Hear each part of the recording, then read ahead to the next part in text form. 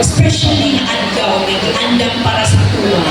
Maong naa ka diri. Maong naghimo diri especially adlaw para sa tuwa, para mo dahil paminaw sa iyang pulo o sa tibuok simana na po na ato pag-atubakon andam kita pagbisog niili. Kaya karon ang kalibutan nagkalahi na yun. Amen, no? Dahil na tayo dyan mo lang nahon na po pagpangita ang iyang kaibigan. Bakit pa sa Matthew 6:30, seek ye first the kingdom of God and all this, and His righteousness, and all these things shall be added unto you. Matod pa lang, naman nakita ng video ba kay Pastor Kristan? Asa man ang all these things shall be added unto you. Katura daw nag-seek sa predili, tanan, katura nag-seek sa presence of God. Amen. So salamat sa Ginoo despite sa itong mga sitwasyon, walang kabalo, kung sa man natin mga sitwasyon karon bagka, ini ato itong iuna ang patipay ang itong Ginoo. Amen. So para pupuntagon, sa dili pa ta proceed sa atong next na bulungato, no?